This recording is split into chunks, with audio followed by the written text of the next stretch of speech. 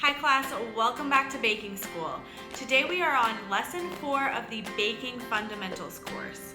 Now today I really want to review with you how to read and understand a recipe.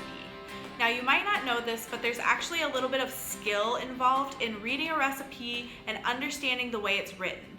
Recipes are written using a certain formula, and there's actually a few things you need to know to properly understand what a recipe is saying. So in order to go over this lesson, I want to look at one of my recipes so that I can illustrate some of the points in this lesson. So let's go ahead and dive in. So to go through this lesson, I would like to look at my recipe for the best chocolate chip cookies because there are a lot of moving parts and different things in this recipe that will really illustrate some of the points I want to make.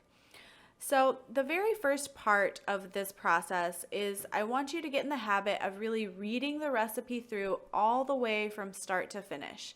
Now this goes back to our mise en place lesson, but I just really want to stress how important that is so that you can really get a good understanding of the workflow of the recipe and all of the moving parts of a recipe, especially if you've never tried it before.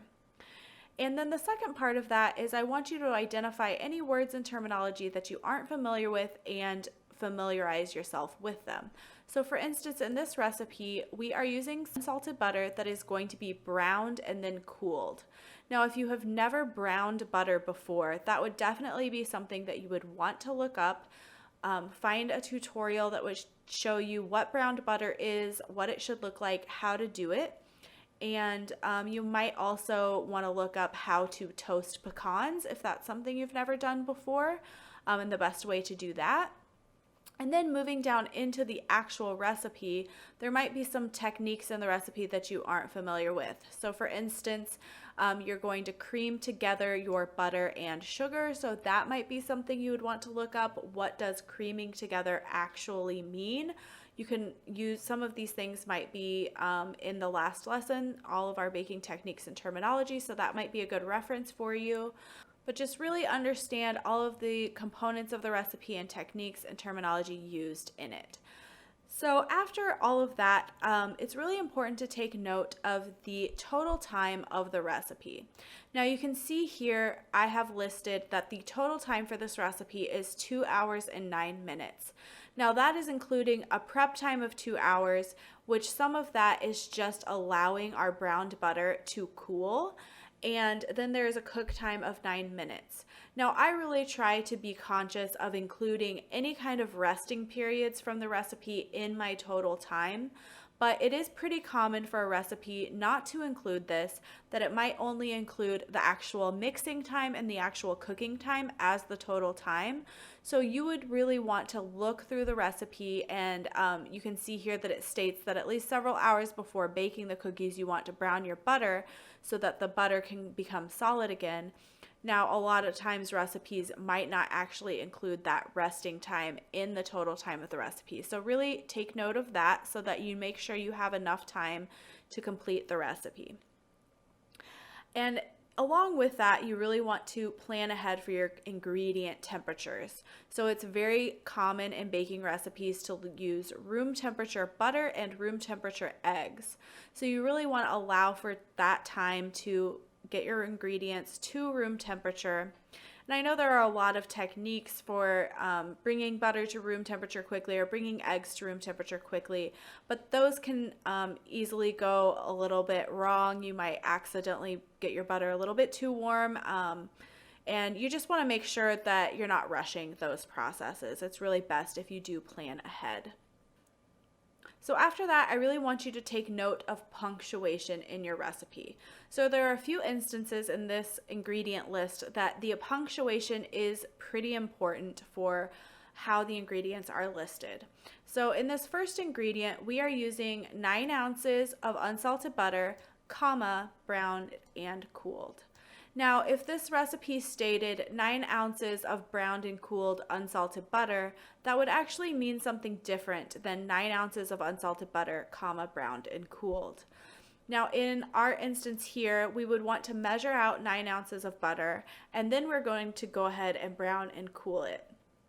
If it was listed the other way around, you would want to brown and cool your butter and then measure it out. butter actually is going to lose some of its weight when it's browned. So if it was listed the other way around, it would actually mean something very different. Now, a pretty big example of this, and I see this mistake made often, is if a recipe is calling for you to sift your flour, oftentimes it will state 2 cups of flour, comma, sifted. You never want to measure your flour after it is sifted unless your recipe specifically states 2 cups of sifted flour. That would mean the flour was sifted and then you measured it out, but it is the most common instance is you're going to measure your flour out and then sift it. A cup of flour that is measured after it has been sifted actually weighs much less than a cup of flour that's measured before it's sifted. Now, this is actually another point to quickly make here, is this is another reason why I'm really going to encourage you to start measuring by weight, because that actually is going to help prevent these little common mistakes that happen. So 8.5 ounces of flour is always going to equal 8.5 ounces of flour, whether you've measured it before you sifted it or after you sifted it. The weight will always be the same. But if you are measuring by volume, the 2 cups, that's when you can really run into some errors here with your commas and how your ingredients are listed. So another ingredient that you would maybe want to take note of in this one is your chopped pecans. We're asking for 2 cups of chopped pecans. Now that would mean that you're measuring the pecans after they are chopped. So either you have chopped them yourself and then you're measuring out 2 cups, or you've purchased already chopped pecans and you're measuring 2 cups. If this were to state 2 cups of pecans, comma, then chopped, that would be different. You would measure them out before they were chopped and then you would chop them. So it's just important to take note of your punctuations. Now, after you have a good understanding of all of that, then you would go ahead and start gathering all of your mise en place. So you're going to measure out all of these ingredients. You're going to get out any of the equipment that you need in the recipe and get that all set up for yourself. And after all of your ingredients are measured out, then you want to go in and start grouping them together by how they will be used in the recipe. Now, something maybe a lot of people don't know is that if a recipe is written properly, it's actually going to list the ingredients in the order that you will be needing them in your recipe. So in this recipe, the butter and the pecans are listed first because in the recipe there is some prep work that you need to do with those. We are going to brown the butter and then we're going to toast the pecans.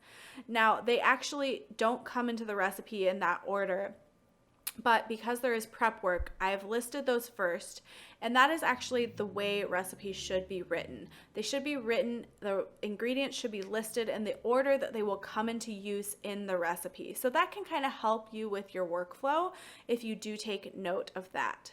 So as we're starting to incorporate our ingredients together, you'll notice that our butter and our brown sugar are going to be mixed together first. So as I'm measuring out my ingredients, I would go ahead and group together my browned butter and then my brown sugar in kind of one little section of my area where I'm prepping all of my ingredients.